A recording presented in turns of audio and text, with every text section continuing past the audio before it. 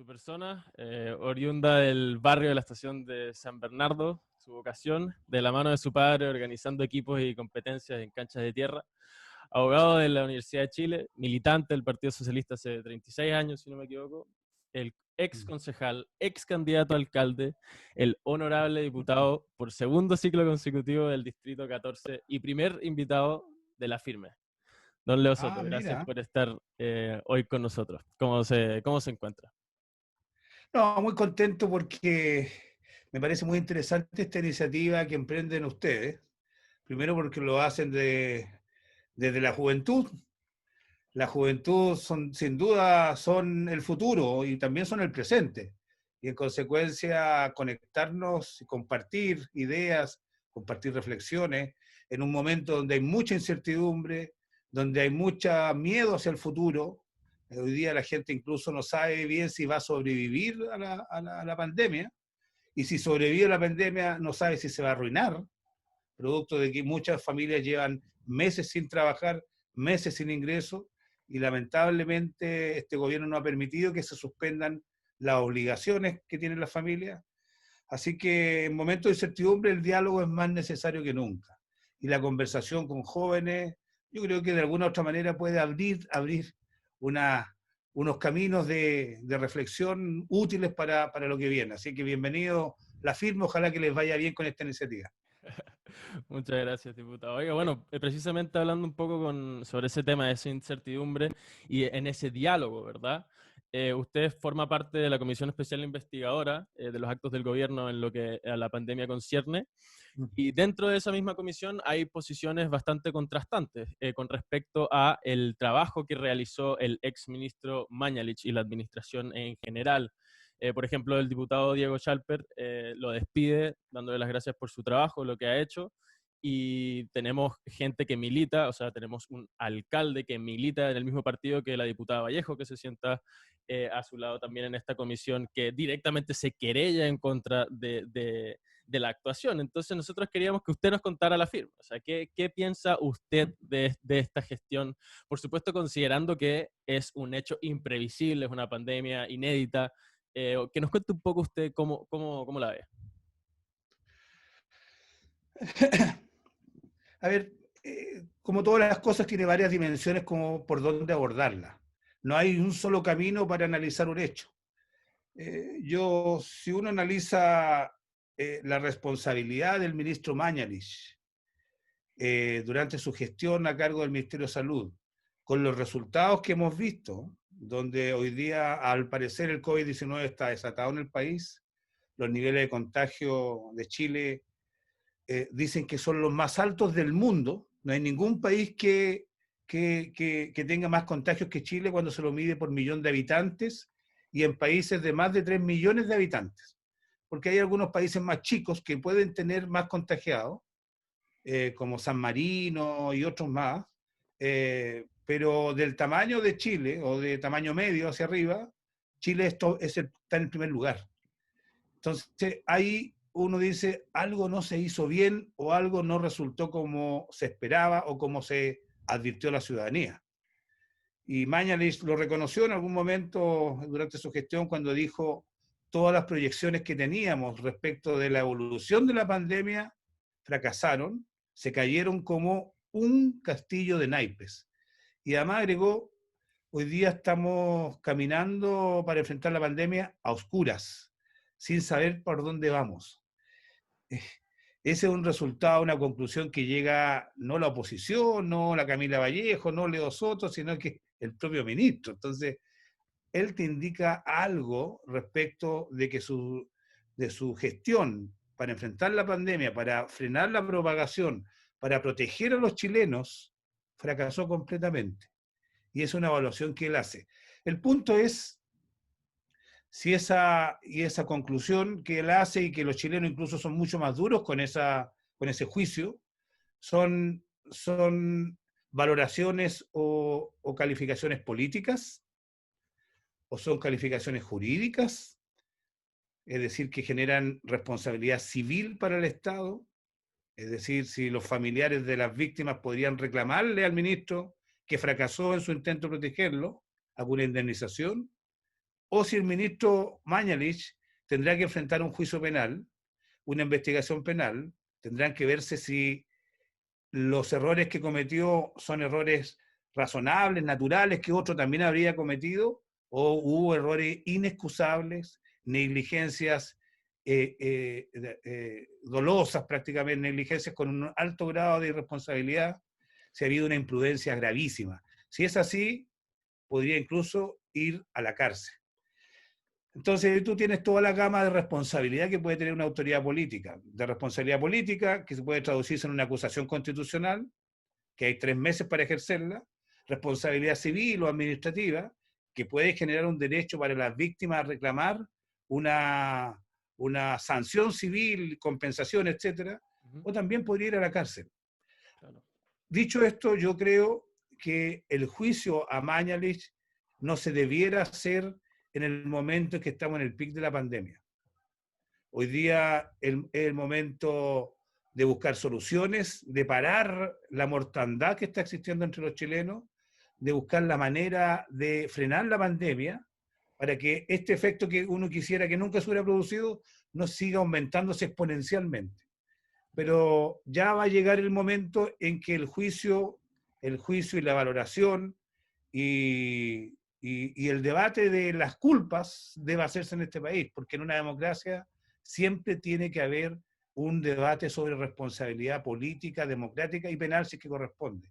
Y ese momento va a llegar, pero yo no creo, y aquí a lo mejor me diferencio con Jadwe, con Daniel Jadwe, que presentó una querella criminal, que hoy día sea el momento de armar un patíbulo, armar un tribunal político, judicial o penal y llevar a las autoridades del gobierno cuando ni siquiera llegamos al pic de la pandemia y la mortandad es gigantesca.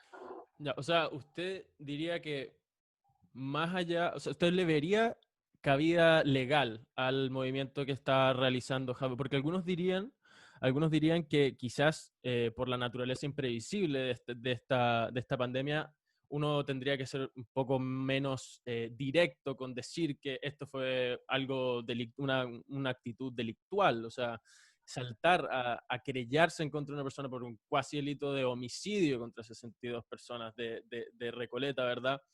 eh, Quizás se puede ver como una decisión responsable por algunos y por otros se puede ver netamente guiada por el rédito político que significaría ganarle ese caso al ministro. Entonces usted, más que eso, la única diferencia que le tiene sería el tiempo, ¿o usted de verdad cree que está esa búsqueda del rédito político? Sí, yo creo que tú tocas un punto adicional, es decir, ¿quién tiene derecho a hacer este juicio penal? Eh, Recordemos que estamos hablando de que Daniel Jadwe, alcalde de Recoleta, al cual yo estimo mucho y tengo muy buena cercanía con él, también es precandidato presidencial de su partido. Claro. Y él presenta una querella criminal por delito de homicidio imprudencial en contra de Mañalich, presidente Piñera y otros más, por los errores, por la cadena de errores, omisiones, tardanzas en sus medidas políticas y administrativas para poder frenar el coronavirus, con los resultados que hemos visto. Yo creo que el debate es legítimo. Mi primer punto es que no debiera ser esta la oportunidad de hacerlo. Pero respecto de Daniel Jaude, yo creo que hay un segundo punto, que tiene que ver que el debate penal, el debate de si hubo responsabilidad penal, que hubo errores inexcusables, y puede haberlos, porque recuerda que el mismo ministro de Salud decía a mediados de abril que según él tenía que Chile volver a la nueva normalidad y anunciaba reapertura de centros comerciales, anunciaban que el día 27 de abril volvían los estudiantes a clases de manera gradual, pero decía que volvían a clase. A los funcionarios públicos se emitió un dictamen para que volvieran a la oficina a atender público, y al mismo tiempo decía que el pic de la pandemia no era en abril, sino que era la primera o segunda semana de mayo. Entonces, de acuerdo a sus propias decisiones, planes, proyecciones de la pandemia, él estaba tomando medidas enteramente contradictorias. Y eso no son simples errores, parecieran que son imprudencias graves que pueden haber contribuido a que la gente estimara que el virus no era peligroso y que no había que tomárselo muy en serio. Si el mismo ministro no se lo tomaba en serio. Pero volviendo al punto, Yo creo que esta materia de la responsabilidad política para los políticos, para el Parlamento, juicio de acusación constitucional, declaración en la prensa, columnas, debates, foros, para los actores políticos. La responsabilidad penal que puede haber existido, responsabilidad civil, administrativa del ministro Mañalich por los resultados deplorables y teniendo más de 5.000 muertes para los familiares de los directamente afectados. Nadie puede reemplazar al cónyuge del fallecido, a los hijos de los fallecidos para reclamar responsabilidad. Y no creo que sea un precandidato presidencial, alcalde, que muy legítimo tiene su cargo, que sea el que lo represente en un juicio penal. Porque claramente ahí hay un móvil político, buscar una repercusión pública con finalidades políticas que yo creo que finalmente termina alejando la justicia de las víctimas de los fallecidos, que debieran ser los primeros en ser protegidos en su acceso a la justicia. Diputado, hola, ¿cómo está? Hola Jorge. Una vez más, gracias por estar con nosotros en estas conversaciones que se hacen tan necesarias. Yo quería abordar, relacionado esto con la crisis sanitaria, el tema del acuerdo nacional que se ha dado esta semana. Por parte del oficialismo se ha dejado ver un cierto triunfalismo porque en él participaron gran parte de las fuerzas políticas. Y en la oposición, en cambio, son más bien escépticos porque si bien valoran el acuerdo, en principio ellos creen que esto tiene que concretarse primero en el Congreso, evitar esa letra chica que llaman. Entonces la pregunta ahí es, ¿cuál es su posición respecto al acuerdo?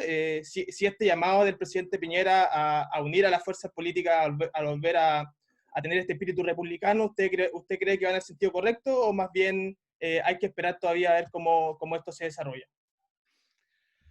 A ver, lo primero, una declaración de principios. Yo creo que en democracia la herramienta para poder producir avances, cambios en la sociedad, transformación en la sociedad, es a través del diálogo político, a través del diálogo, a través del debate, a través de las elecciones, a través de las movilizaciones. Todas legítimas herramientas en una democracia para poder conseguir que prevalezcan las ideas que uno sustenta en la sociedad. Y por consiguiente, uno en democracia, menos en el Parlamento es hablar, es poder conversar, dialogar, encontrarse, es un espacio de encuentro. El diálogo no debiera tener ninguna connotación negativa. La democracia es una forma de convivencia, donde personas que piensan en la sociedad de maneras muy distintas, donde hay enormes discrepancias siempre, hasta en tu familia hay discrepancias para resolver a dónde van de vacaciones o si se quedan acá, en la sociedad eso se multiplica por 1000. Y la manera de resolverla en democracia es a través del diálogo y de los acuerdos cuando es necesario.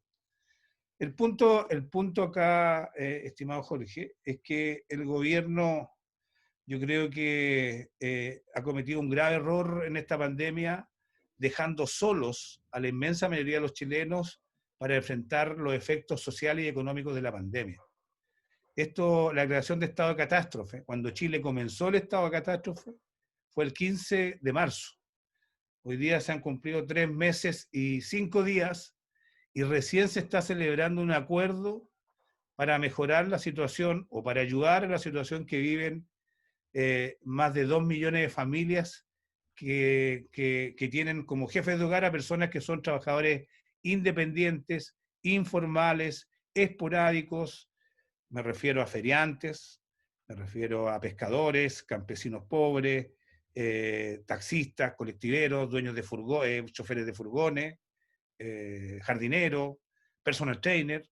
Son personas que viven al día, que viven según los ingresos que ganan en el día y que al momento de suspenderse la economía y la sociedad el 15 de marzo, entraron en estado de baja ingresos y hoy día, cuando hay cuarentena total, prácticamente no tienen ningún ingreso para sus familias. No tienen cómo llevar comida a la mesa, no tienen cómo llevar alimento a la despensa o al refrigerador, a diferencia de muchos.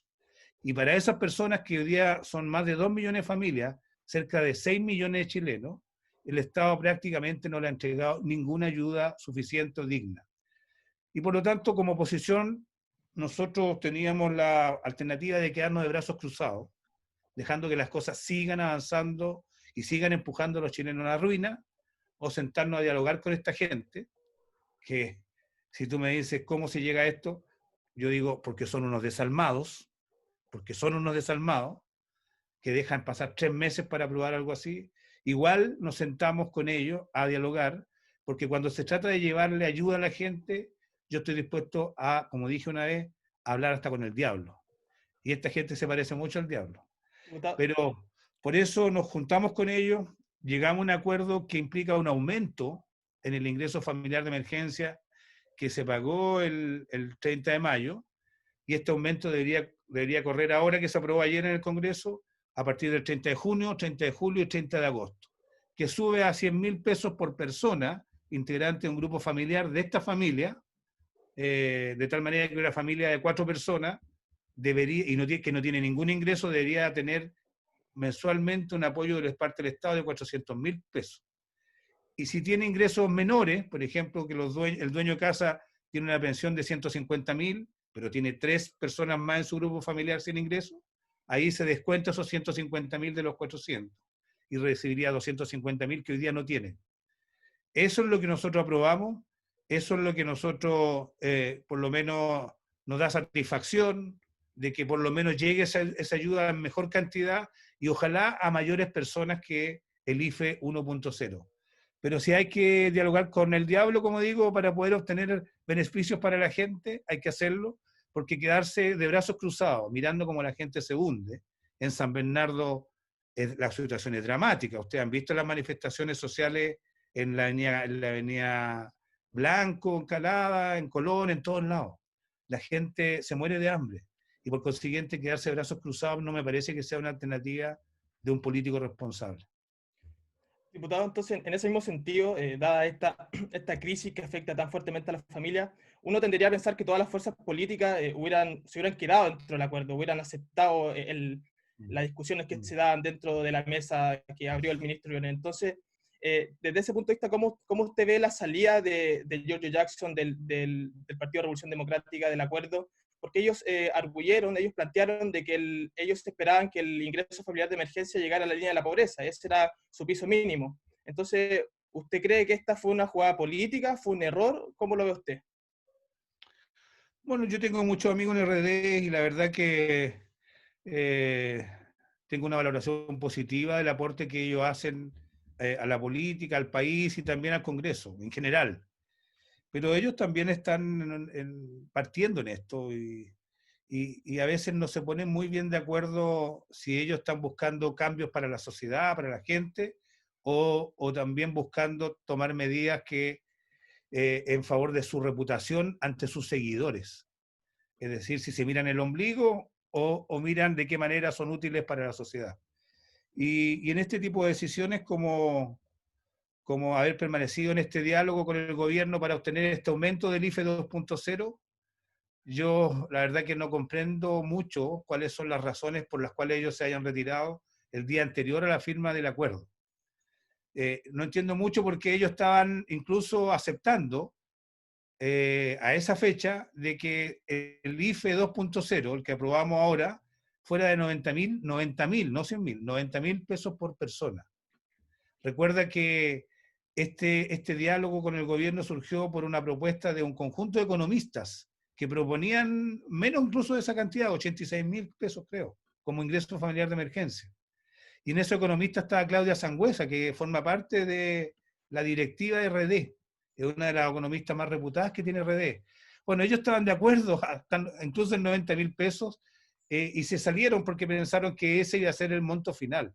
No se quedaron para el remate del diálogo, para el remate de la negociación que hubo que hacer, donde se subió a 100.000 pesos. Probablemente si ellos hubieran estado ahí, ellos lo habrían firmado, pero no tuvieron confianza de que las negociaciones terminan cuando se levantan las negociaciones, no cuando ellos quieren. Y la verdad que ellos se anticiparon, se precipitaron, creo yo, a salirse de algo que probablemente lo hubieran aceptado si se hubieran quedado hasta el final, y que en el Congreso, cuando llegó este acuerdo, esta semana, a la Cámara en primer trámite, lo aprobaron todos los de RD a favor, en general y en particular. En el Senado también lo aprobaron a favor. Ayer el senador Latorre de RD lo aprobó a favor, lo aprobó, y también ayer en la tarde en la Cámara todo RD lo aprobó a favor. Entonces, lo aprobó. Entonces, no resulta muy comprensible, salvo que se precipitaron a tomar una decisión en base al avance de las conversaciones que no era el final. Ya. Lo mismo ocurrió, disculpa Jorge, perdona que saque el punto, lo mismo ocurrió con fuerzas de la izquierda a propósito del acuerdo por el proceso constituyente, el que se hizo aquí en Santiago el 15 de noviembre, no sé si se acuerdan, donde se hizo el cronograma con el plebiscito constituyente, etc. Ahí participó, fueron 2 días, y el segundo día se trabajó hasta la madrugada, hasta las 3 de la mañana. Ahí se anunció el acuerdo. El Partido Comunista estuvo el primer día y el segundo día no compareció. El primer día estuvo Carmen Gers, la Camila estaban sentados al lado mío incluso. El segundo día ellos no quisieron ir. El segundo día y final, hasta la madrugada, estuvo el Partido Humanista, su directiva, y no me recuerdo cómo se llama la niña, estuvo hasta las 10 de la noche, y a las 10 de la noche, aprobando todas las conversaciones, paso a paso, todos los avances que teníamos, finalmente se retiró sin dar mucha explicación. Y también se retiró el partido que había fundado Gabriel Boric. No sé si te recuerdas. Boric se quedó solo en ese acuerdo, porque entendía que le abría una perspectiva de futuro al país que no había existido nunca desde la vuelta a la democracia. Y eso era un hecho histórico, lo que yo comparto. No, y además, pero bueno, su partido, el que fundó, se fue y lo dejó solo. Él está muy afectado, pero por lo menos le dimos ánimo para que él lo suscribiera a nombre propio, dado que nadie podía sustraerse de algo que, imagínate, no lo tuviéramos ahora, no lo tuviéramos, como no lo teníamos antes de esa fecha. Bueno, eso. no, y además de dejarlo solo, lo hicieron pasar un rato bastante desagradable, ¿no? O sea, no fue algo que simplemente lo dejaron Sí. solo y ya. Pero aprovechando que lo tenemos acá y bueno, hablando de personas que le han hecho pasar un bastante mal rato, por lo menos en Estados Unidos se está legislando para otorgar grandes compensaciones a denunciantes. O por ejemplo en el caso de Bradley Birkenfield, en que hay 104 millones, le dieron 104 millones de dólares por denunciar fraude tributario con el banco UBS. Y el caso de Cherry Lecker, que le dieron 94 millones de dólares por denunciar errores, defectos de fabricación en Gaxo. Mientras que en Chile tenemos al capitán Harvey, quien no parece recibir más que un fin abrupto a su carrera y un paseo interminable por el lodo por denunciar una malversación de fondos y estafa dentro del ejército. Entonces, mi pregunta en realidad es que para usted como legislador, ¿verdad? Y además como abogado, ¿qué tan lejos estamos de lograr un marco legal para que la sociedad logre defender sus intereses sin depender de la voluntad de sus mandatarios?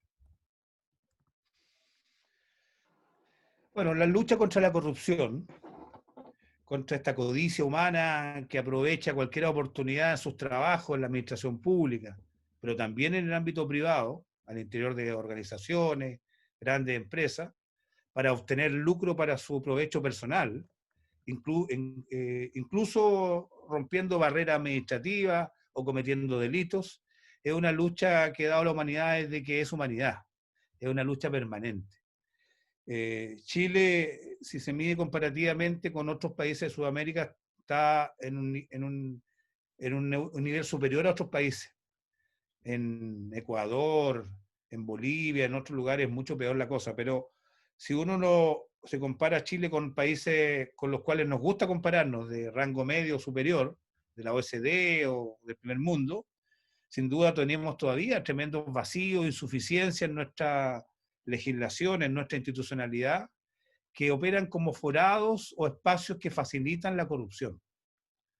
Hay estudios internacionales que señalan que alrededor de un 3% del producto bruto del país, de lo que produce todo el país, termina por vía de la corrupción, por vía de los sobornos, del cohecho, de los fraudes al fisco, malversación de fondos, termina en provecho personal de personas que son delincuentes económicos, el 3%.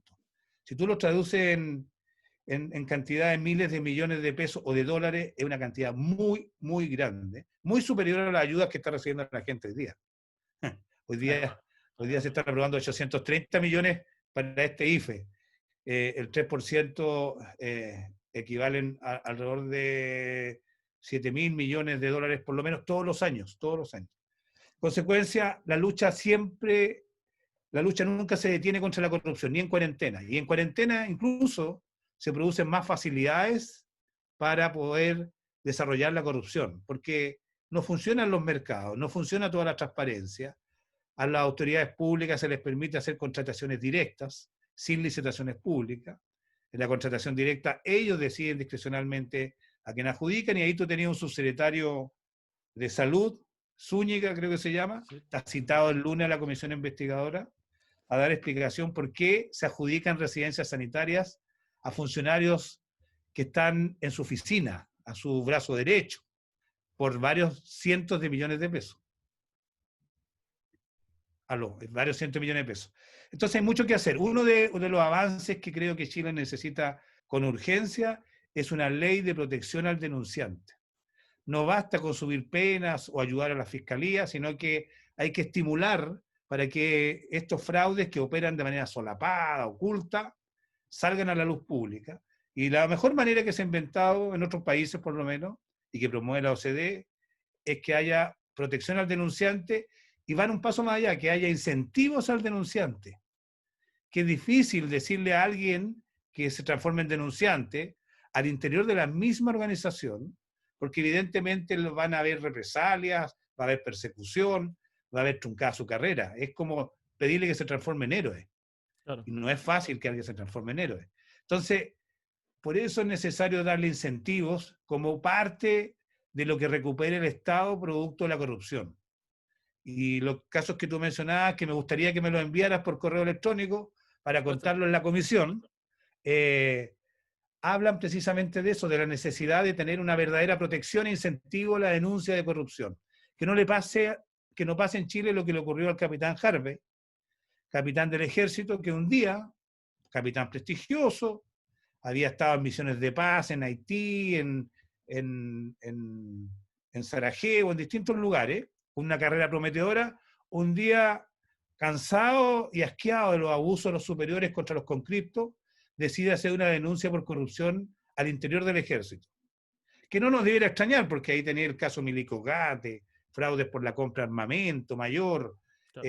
hay un conjunto hay 2 excomandantes en jefe en este momento que están formalizados por haberse quedado para sí con miles de millones de pesos de la institución, por fraude al fisco, por malversación de fondos en el uso de gastos reservados y también en el financiamiento de viaje al exterior, pasaje aéreo, fletes, embalaje, etc.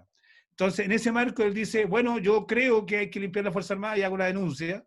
Hizo la denuncia hace 5 años y desde ese día vivió un calvario al interior de la institución, donde fue suspendido, fue maltratado, fue humillado, fue condenado por sedición. La denuncia que él hacía de corrupción se tomó como sedición, como una traición a la institución. Lo condenaron judicialmente, un fiscal militar, un tribunal militar, a 10 años de cárcel. Le dieron 10 años de cárcel, una condena judicial, que es más que lo que recibió el mayor Cereceda, este mayor en el sur que hizo marchar a los conscriptos en medio de la nieve, donde murieron 40. No sé si se acuerdan la tragedia de Antuco. A él le dieron 6 años y medio. A este denunciante de corrupción lo condenaron a 10 años de cárcel.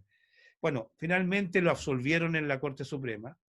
Él pasó un calvario gigantesco, ha presentado cientos de solicitudes para denunciar estos hechos ante el ministro de Defensa, ante el presidente de la República, y lamentablemente su calvario concluyó formalmente esta semana porque se consolidó el retiro forzado de la institución. Él pasó a tener una baja institucional, ahora es ex capitán Harvey. Tomando tu pregunta, yo creo que es fundamental que tomemos estos hechos que son muy lamentables, tomemos la valentía que tuvo Harvey para enfrentar a toda esa institución, para defender algo que es justo, y le pongamos a la próxima ley de protección al denunciante, que se va a debatir el martes en la Cámara de Diputados, una ley de protección al denunciante en la Fuerza Armada, le coloquemos ley Harvey. Ley Harvey, para que todos conozcan lo que costó en Chile a una persona poder denunciar la corrupción evidente, decretada judicialmente, de sus superiores, y que tuvo que pagar su propia trayectoria profesional como precio para poder enfrentar la corrupción al interior de las Fuerzas Armadas. Ley Harvey va a estar en tabla el próximo martes y yo te anuncio más o menos lo que voy a decir en la sala ese día. Buenísimo. Bueno, no, sabemos que usted tiene su agenda bastante limitada. Nosotros le vamos a dar las gracias de verdad. Para nosotros es un honor tenerlo a usted, a un diputado de la trayectoria que tiene usted, con nosotros. Por supuesto, vamos a invitar a la gente que esté pendiente de este tema de la ley Harvey, que por lo menos para nosotros es algo bastante importante, pedirles a todos que se sigan cuidando. Y para cerrar, le vamos a preguntar a usted que nos diga una persona, una figura pública, un colega que usted cree que está haciendo la pega bastante bien, como para que nosotros lo invitemos a que tenga esta experiencia también con la firme.